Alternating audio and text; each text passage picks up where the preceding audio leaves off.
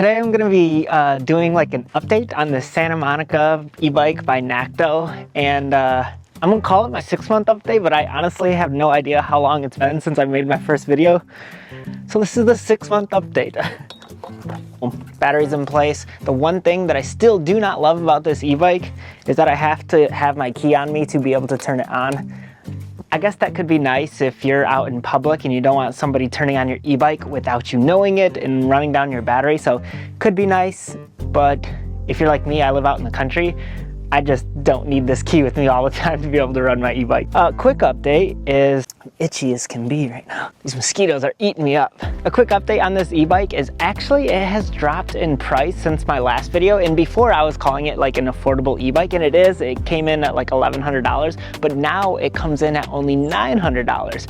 I don't know if they're running a sale or what, but it's actually cheaper since my last video, so that's cool. Boom, boom. So if you want to learn more about more of the features of this e-bike, you should watch my first video that I made about it, because in this video I just want to talk about the things I've noticed after riding it for a little while.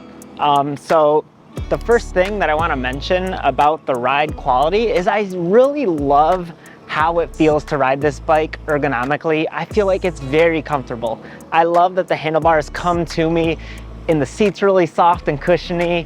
I feel like it's a very nice and commuter-friendly e-bike that is just great for taking it on leisurely rides because it feels very comfortable. This is one of my favorite handlebar setups, minus one feature that I do not love, is that it only has one screw holding the handlebars in place. And so if you hit like a big bump, or if you're like a heavier person, then you can actually like wiggle the handlebars loose a little bit because it only has one screw holding it in place. So I wish that it was more stable up here on these handlebars, but as far as the comfort goes, it's very good.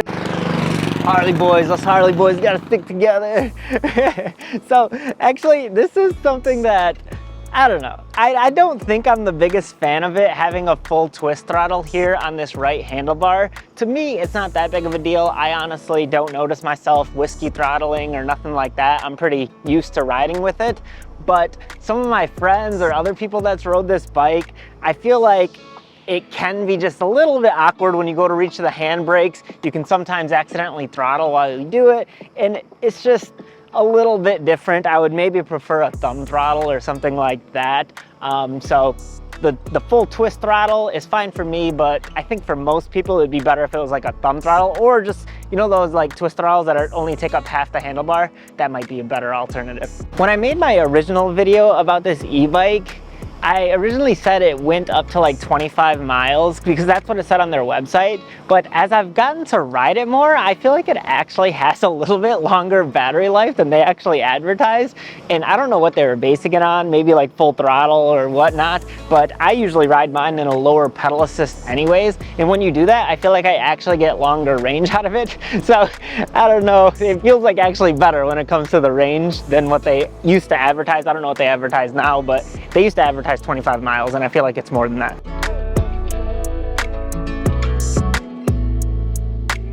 Ooh, that does not feel good. Stung by a bee. Oh my goodness. Oh, okay. I don't hate this about this e-bike, but it's just like peculiar to me.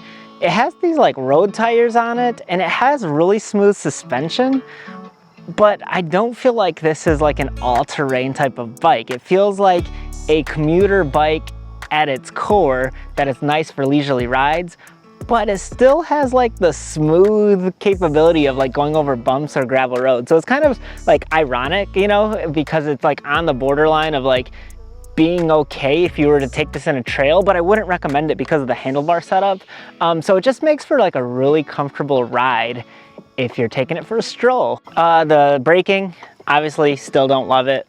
Throw some hydraulic brakes on your bikes and I would love it way better, but also the price would go up a lot more as well with hydraulic brakes. So I understand trying to keep the price range down that they put these brakes on them, but they're just not my favorite. My leg's feeling a little bit better now.